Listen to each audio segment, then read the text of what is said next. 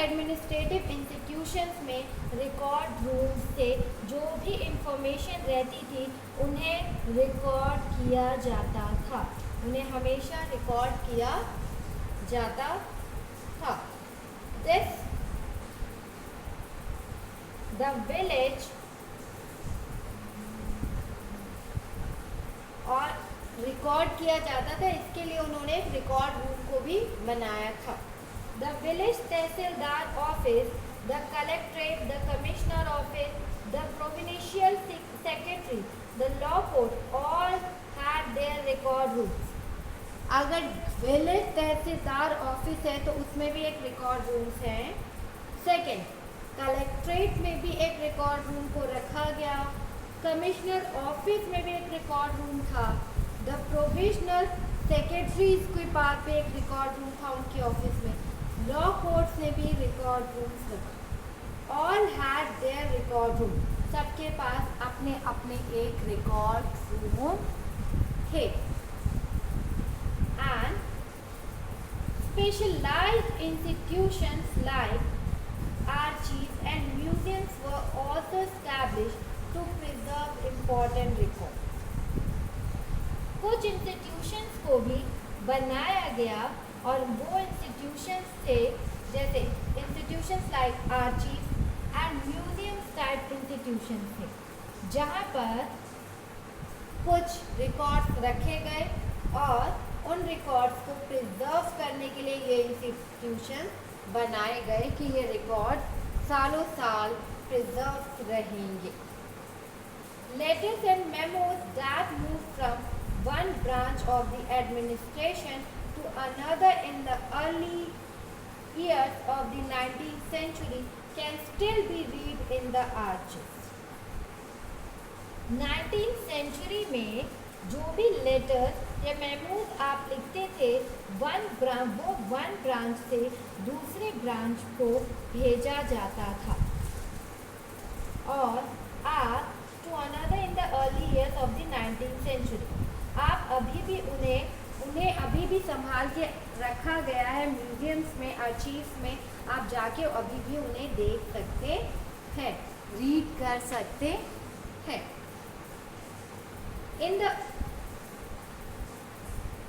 And you can also read the notes and reports that district officials prepared or the instructions and directives that were sent by officials at the top to the provisional administrator.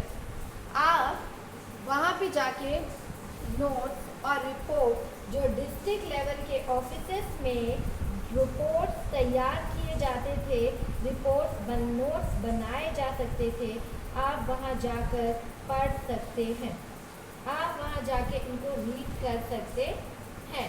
और the instructions and directive that were sent by official, और जो instructions थे जो directives को send किए instructions and direction जो send किए जाते थे इन रिटर्न, वो भी ऑफिशियल जो टॉप से प्रोविजनल एडमिनिस्ट्रेटिव को टॉप से नीचे के लोगों तक के लिए सेंड किए जाते थे, वो भी संभाल के रखे गए हैं। सुझाव, आप उन सुझाव को देख सकते हैं। And in the early years of the 19th century, these documents were carefully copied out and beautifully written by calligraphists. 19th century, starting of 19th century, ये जो written hand में documents थे, ये written hand में जो documents use किए जाते थे, in the early 19th centuries, these documents were carefully, जो starting of 19th century था, इन documents को carefully रखा जाता, जो केयरफुली प्रिजर्व किए गए थे डॉक्यूमेंट्स को, उन्हें कॉपीड आउट किया जाने लगा, ब्यूटीफुली रिटर्न बाय कैलीग्राफिस्ट। और हु इज कैलीग्राफिस्ट? कैलीग्राफिस्ट वो पर्सन थे that is by those who specialise, उनको specialise in the art of beautiful writing. उनकी जो राइटिंग थी वो ब्यूटीफुल आर्ट में राइटिंग्स लिखा करते थे, उनकी बहुत ही ज़्यादा ब्यूटीफुल राइटिंग थी। Then and second, that is Baidu. By the middle of the 19th century, by the middle of the 19th century, with the spread of printing, अब प्रिंटिंग बहुत स्प्रेड हो रहा था काफ़ी ज़्यादा, तो वो जो प्रिजर्व किए थे हमने रिकॉर्ड, उसकी नंबर ऑफ कॉपीज करा ली जाती थी प्रिजर्व करने के लिए, and printed as proceeding of each government department, और ईच गवर्नमेंट डिपार्टमेंट में अब इस मशीन से पूरी फोटो कॉपी करा के सेंड की जाने लगी थी गवर्नमेंट डिपार्टमेंट से। Let us see what figure 4 is telling. The National Archives of India came up in 1920. 1920 में ये नेशनल आर्चीव्स डिपार्टमेंट बनाया गया था जहाँ पे चीज़ें संभाल के रखी जाती हैं। When New Delhi was built, जब न्यू दिल्ली बिल्ड किया जा रहा था, स्टार्टिंग पॉइंट में बनाया जा रहा था, द नेशनल म्यूजियम, जो द नेशनल म्यूजियम था and the National Archives were both located close to the Basilical Palace. ये जब न्यू दिल्ली बिल्ड किया जा रहा था तो the national movement and the national archive बहुत लोकेटेड थे, वो बहुत क्लोज थे, एक दूसरे के बहुत ज़्यादा क्लोज थे, वायसराय के निवास के, वायसराय के पैलेस के पास। This location reflects the importance these institutions had in British imagination. इससे ये अंग्रेजों की this location reflect, ये लोकेशन बहुत रिफ्लेक्ट करता है कि कितना इम्पोर्टेंट था इंस्टीट्यूशन था ये ब्रिटिश इमेजिनेशन, ब्रिटिश ने के इमेजिनेशन में कितना बहुत ज़्यादा ब्रिटिश की मतलब ब्रिटिश ने इनको इन इंस्टीट्यूशंस को बहुत ज़्यादा ही इम्पोर्टेंस दी थी in their patience in their period. And next source one reports to the home department,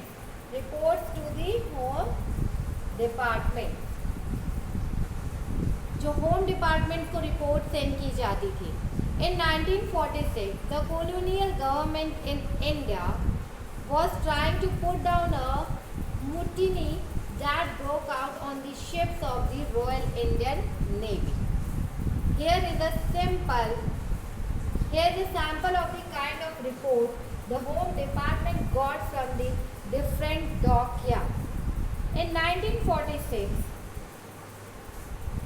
the colonial government, जो colonial government ब्रिटिश की गवर्नमेंट थी in India, was trying to put down वो try कर रहे थे put down करने के लिए, उन्हें कुचलने के लिए, जो colonial ब्रिटिश गवर्नमेंट थी वो इंडिया को पुट डाउन यूनिटी, उनको ब्रेक करने के लिए, उनकी शिप्स को कुचलने के लिए, उनके शिप्स को तोड़ने के लिए, ships of the royal Indian navy को ब्रेक डाउन करने की कोशिश कर रहे थे। Here is a sample of the kind of report the Home Department got from the different dockyards.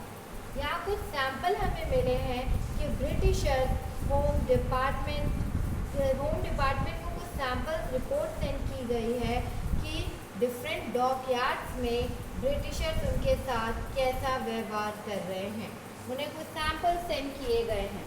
First, Bombay. Arrangements have been made for the army to take over ships and establishment. पूरे Britishers ने arrangements कर लिया था और made the army, उन्होंने ये पूरा इंतजाम कर लिया था कि जितनी भी आर्मी है वो शिप्स पे और ऑफिसेस पे अपना कब्जा स्टैब्लिश कर लेगी। Royal navy ships are remaining outside the harbour, but अभी रॉयल नेवी शिप्स अभी भी वो डॉकयार्ड के या हार्बर्स के बाहर था। Second, Karachi.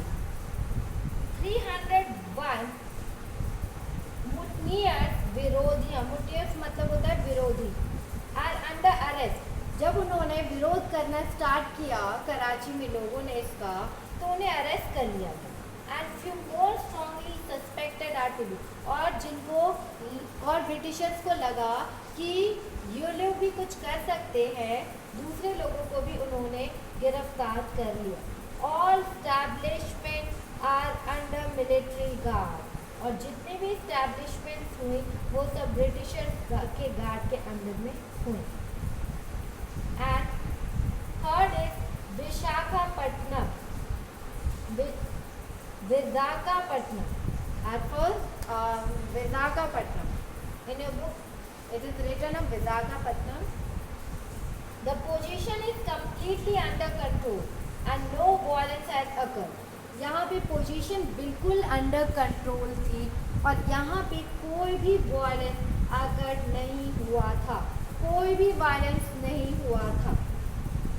Military guards have been placed on ships and establishment, military guard को यहाँ पे तैनात कर दिया गया था, उन्हें यहाँ पे कब्जा करने में कोई प्रॉब्लम नहीं हुई थी। No further trouble is expected except that a few men may refuse to work, यहाँ पे कोई ट्रबल, कोई परेशानी नहीं थी कि कुछ सिपाही काम पर ना, यहाँ पे कोई परेशानी नहीं थी कि अगर नंबर ऑफ या अगर दो वर्कर्स काम पे नहीं आते, दो आदमी काम पे नहीं आती है, तब भी यहाँ पे बहुत ही पोजीशन अंडर कंट्रोल में था। और ये किसने लिखा? Director of intelligence headquarter India command situation, report number 7, file number 52146, home political governor general of India ने लिखा कि उनके साथ कैसा बर्ताव कर रही है British government. And our next topic is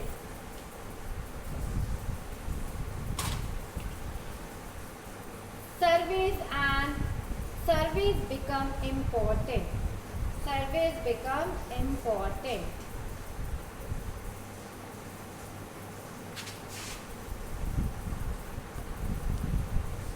Next point is surveys become important.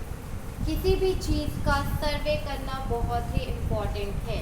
Like in our school principal ma'am always survey करती हैं और ये बहुत इम्पॉर्टेंट पार्ट है बच्चों के लिए भी एंड टीचर्स के। The practice of surveying also become common under the colonial administration. Surveys become important in under the colonial administration के अंडर में यह एक इम्पॉर्टेंट पार्ट था ब्रिटिशर्स का कि ऑल टाइम वो लोग सर्वे करते थे। That the British believe that a country had to be properly known before it could be effectively administrated. Britishers believe करते थे कि किसी भी कंट्री पे राज करने के लिए उसे पहले अच्छी तरह से जान लेना चाहिए कि वो कंट्री, उस कंट्री में कैसे कैसे आप एडमिनिस्ट्रेट कर सकते हो, कैसे उस कंट्री पे आप राज कर सकते हो, कॉन्ट्रीब्यूट कर सकते हो। By the early 19th century, by the early 19th century, detailed surveys were being carried out to map the entire country. Early 19th century में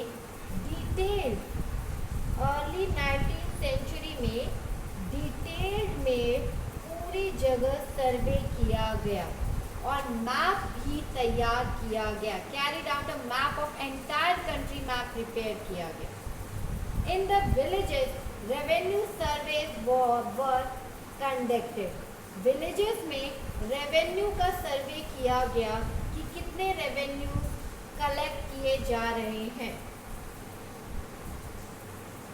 इन survey and the effort was to know the, और इस effort का main reason था know the कि कितने, know the topography, आप the soil quality, आपके पास कितना लैंड है, कि सॉइल की इक्वालिटी क्या है, कितने flora, the fauna, the local histories and the cropping pattern क्या है.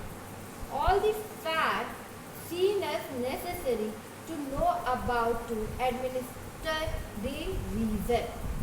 ये सारे फैक्ट्स का सर्वे किया गया उस पूरे विलेजेस में, उनकी topography, quality of soil, flora, fauna, local histories क्या थी उसकी, एंड क्रॉपिंग पैटर्न्स कैसे हैं, हम उन्हें कैसे डेवलप कर सकते हैं. ये सब पूरी तरह से ब्रिटिशर्स ने सर्वे करना स्टार्ट कर दिया. Census, right. From the end of the 19th century, census operations were held every 10 years. From the end of the 19th century, census operation was held.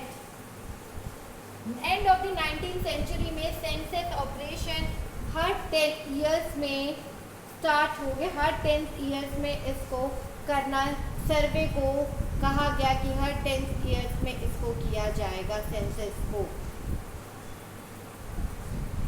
And these prepared, और इस census में जो हर 10 years में होगा इसमें details होंगी. What are the details? Detail records of the number of people in all the province of India. कितने province में, उस जगह पे, उस प्लेसेस पे कितने, उस स्टेट में नंबर ऑफ पीपल कितने हैं. एंड नथिंग इंफॉर्मेशन, कास्टिज्म पे कोई इंफॉर्मेशन नहीं होगी. रिलीजन्स और ऑक्यूपेशंस पे होगी, कौन से रिलीजन्स के हैं पर्सन, ऑक्यूपेशंस क्या क्या है उनकी, job. There were many other surveys, और भी सर्वेज कंडक्ट कराए जाएंगे जो थे botanical surveys, zoological surveys, archaeological surveys, anthropological surveys and forest survey. Botanical survey means पेड़ पौधों के बारे में जानकारी रखना. जूलॉजिकल सर्वे मीन्स एनिमल्स, या जूलॉजिकल मीन्स एनिमल्स, प्राणियों के बारे में जानकारी रखना. एंड आर्कोलॉजिकल मीन्स जो हमारी बिल्डिंग, ब्रिक्स, स्टोन्स हमें पास में मिल रहे हैं उनके बारे में इंफॉर्मेशन रखना. And anthropological means surveys means कि आप मानव शास्त्र सर्वेक्षण करना कि ह्यूमन बीइंग्स के बारे में. And last is forest survey. Forest survey means forest चीज़ों के बारे में जानना. Important point like look at figure 5. What figure 5 says? It is a custard apple plant. Custard apple plant है in 1770s. Botanical gardens में है था. इसके अंदर में इसके सर्वे किया गया. And natural history museum established by the British collected plant specimens and information about their uses. Britishers ने बोटैनिकल गार्डन्स को बनाया और वहाँ पे उन पेड़ों के बारे में जानकारी हमें मिल जाती थी. हमें हिस्ट्रीज में वहाँ नेचुरल हिस्ट्री म्यूजियम स्टैब्लिश किया और वहाँ पे ये लोग कलेक्ट करते थे पेड़ों की इंफॉर्मेशन, उनके यूजेस के बारे में हमें तुरंत इंफॉर्मेशन मिल जाया करती थी. Local artist were asked to draw pictures of these, और लोकल आर्टिस्ट से कहा जाता था कि इनकी पिक्चर्स बनाएं. और historians are now looking at the way such information was gathered and what this information reveals about the nature of colonization. अब हिस्टोरियन इस पे ध्यान दे रहे हैं कि इस जानकारी को किस तरह से इकट्ठा वो लोग करते थे और कोलोनाइजेशन के बारे में क्या क्या इंफॉर्मेशन मिलती है इससे related. And the next topic is what official records do not tell. what official records do not tell. Official record क्या क्या नहीं बताती है. From this vast corpus of records, इतने मतलब वास्ट कॉर्पस मतलब इतना विशाल भंडार of record, we can get to know a lot. हमें बहुत इंफॉर्मेशन मिली इस सर्वे से. But we must remember that these are official record. लेकिन ऑलवेज रिमेंबर, ये बात होनी चाहिए कि ये रिकॉर्ड्स हैं और ऑफिशियल रिकॉर्ड्स हैं जो कि ब्रिटिशर्स ऑलवेज रिटर्न में रखते थे. They tell us what the official thought. इससे हमें ये भी पता चल जाता है कि ब्रिटिशर्स के ऑफिशियल थॉट कौन कौन से थे. They were interested in what they were interested in. Britishers किन किन चीज़ों में इंटरेस्टेड थे या किन किन चीज़ों में इंटरेस्ट रखते थे. And what they wish to preserve for posterity. और वो किन किन चीज़ों को प्रिजर्व करते थे अपने फ्यूचर के लिए, किन किन चीज़ों को प्रिजर्व करना चाहते थे. These records do not always help us understand what other people in the country felt and what lay behind their actions. In record से हमें सिर्फ ब्रिटिशर्स के व्यू, ब्रिटिशर्स के ऑफिशियल रिकॉर्ड्स के ही बारे में, उनके एडवाइस, उनकी टेक्निक्स के बारे में पता चलता है. बट इससे हमें दूसरे पर्सन्स के बारे में, दूसरे पर्सन्स के, इंडियन पर्सन्स की लाइफ के बारे में कोई इंफॉर्मेशन नहीं मिलती इन द कंट्री. व्हाट ले बिहाइंड दे, उनके इन एक्शन से उन पे क्या क्या असर हुआ, इसके बारे में हमें लाइफ में कोई भी इस रिकॉर्ड से हमें नहीं पता चलता. Let's see figure 6 of page number 6. Figure 6 page number 6. Mapping and survey operations in progress in Bengal और ड्राइंग बाय जेम्स प्रिंसेप 1832 में. ये ड्राइंग जेम्स प्रिंसेप ने बनाई थी कि वहाँ पे मैपिंग और सर्वे ऑपरेशन स्टार्ट था बंगाल में, जो ब्रिटिशर्स करा रहे थे. Note how all the instrument that were used in surveys are placed in the foreground. जितने भी इंस्ट्रूमेंट इस सर्वे के लिए यूज़ किए जा रहे थे वो सब प्लेग्राउंड्स में रखे गए हैं. To emphasize the scientific nature of the project. इससे हमें साइंटिफिक नेचर और प्रोजेक्ट के, इससे हमें ख़ास तौर पे बताना ये चाहते हैं कि हम कैसे साइंटिफिकली सर्वे कर रहे हैं. Next figure 7, the rebels of 1857. 1857 में जो विद्रोह हुआ था उनकी कुछ फोटोज़ हैं इन फिगर 7 में. Images need to be carefully studied. Images बहुत मतलब need to be carefully, आपको इमेजेस को बहुत केयरफुली रीड करना चाहिए. For they project the viewpoint of those who create them. जिसने भी इसको बनाया होगा, जिसने भी ये पिक्चर बनाई होगी, बहुत ध्यान से इन पिक्चरों को देखना चाहिए. इससे हमें उस आर्टिस्ट की थिंकिंग का पता चलता है. This image can be found in several illustrated books. आपको ये images कुछ illustrated books में मिल जाएंगे. Produced by the British after the 1857 rebellion. After 1857 के विद्रोह के बाद ब्रिटिशर्स ने इसको प्रोड्यूस करवाया था. The caption at the bottom says, इस caption, इस पिक्चर के बॉटम्स में mutinous सिपाही shared the loot. जितने भी विद्रोही सिपाही थे वो लूट रहे थे लोगों को. In British representation the rebels appear as greedy, vicious and ritual. और इन ब्रिटिश और अंग्रेज इस पिक्चर को देख के कहते हैं कि जो विद्रोही थे वो बहुत लालची थे. विद्रोही बहुत ज़्यादा लालची थे, बहुत ज़्यादा ही दुष्ट थे और उन्हें बहुत ज़्यादा ही बेरहम थे.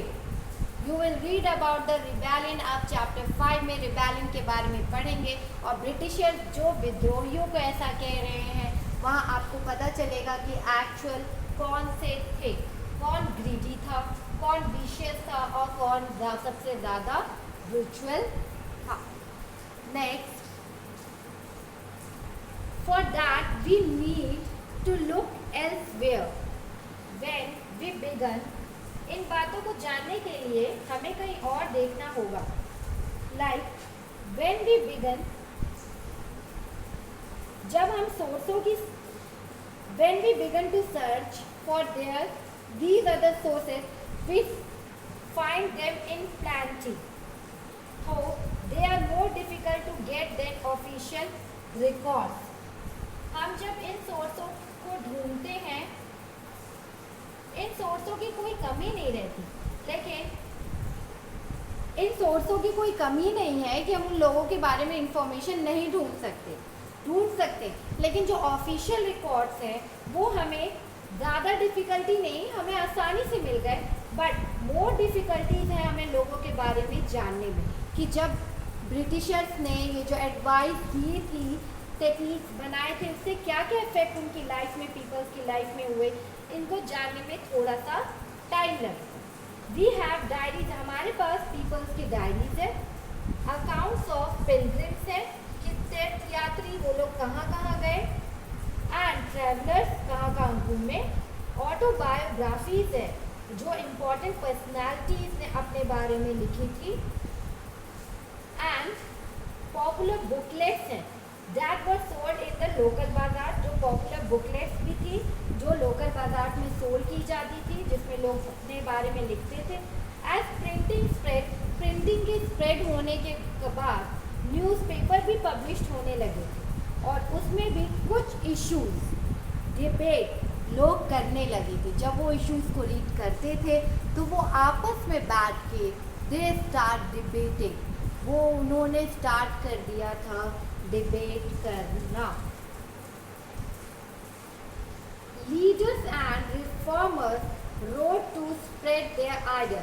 अब लीडर्स जो थे और जो रिफॉर्मर्स, जो समाज सुधारक थे, उन्होंने अपने आइडियाज़ को, पोएट्स अपने आइडियाज़ को प्रिंटिंग मशीन्स में स्टार्ट किया लिखना, अपनी पोएट्स को, नोवेलिस्ट रोड टू एक्सप्रेस, सबने अपनी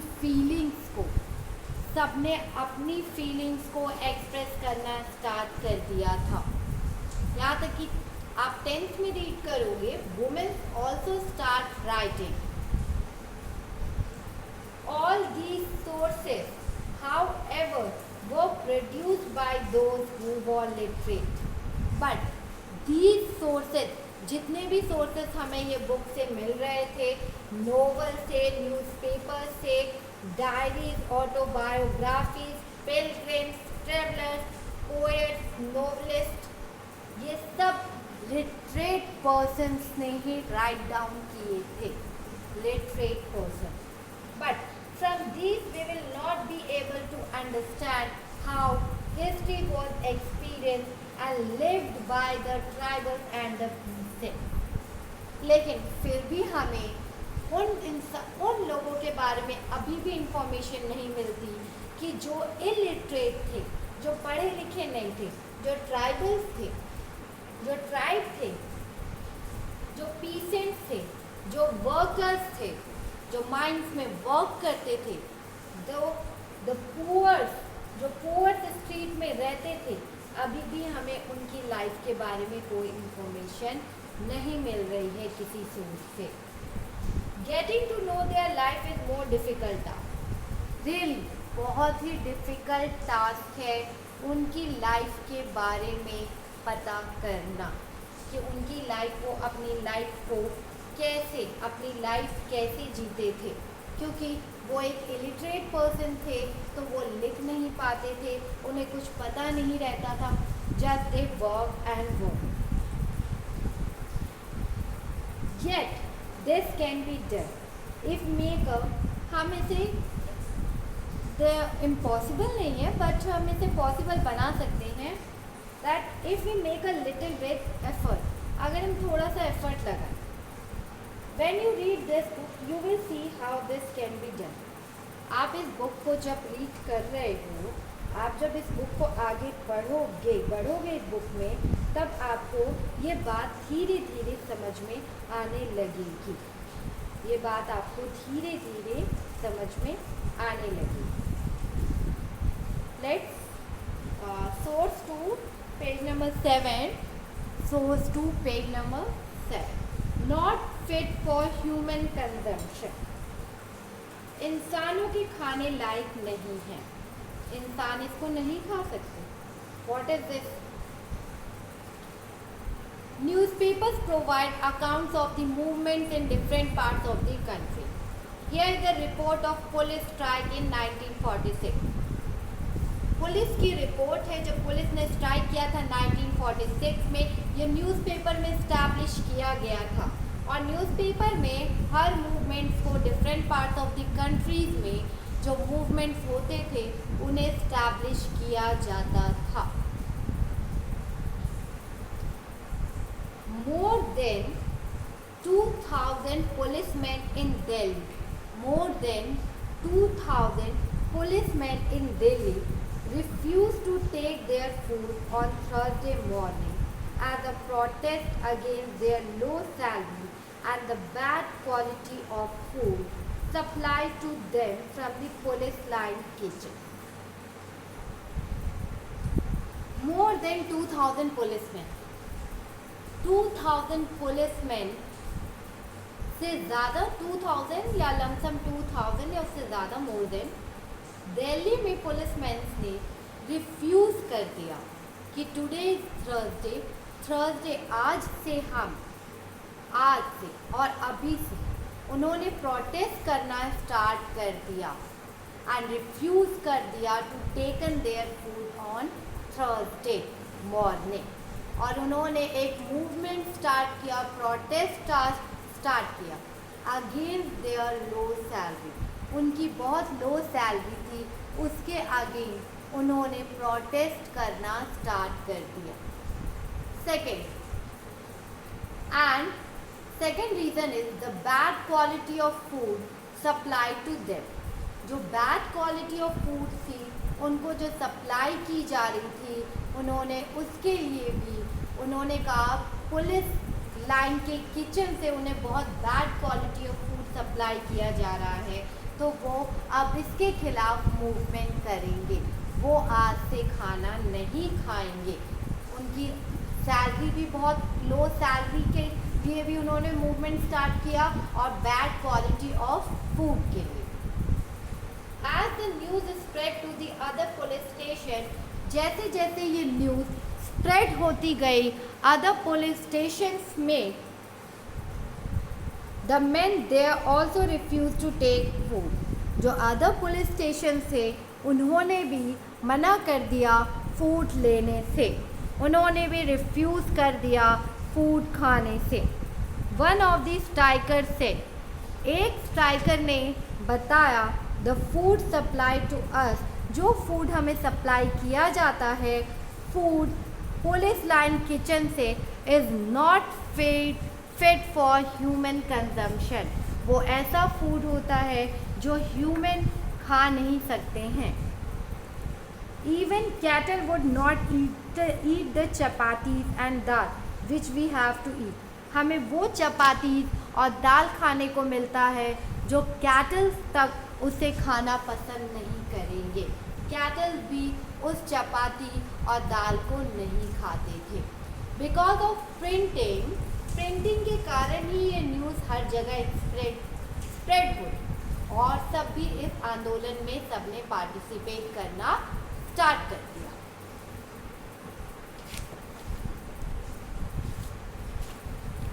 let's do a question answer. It's your homework. Question number 1, state whether true or false.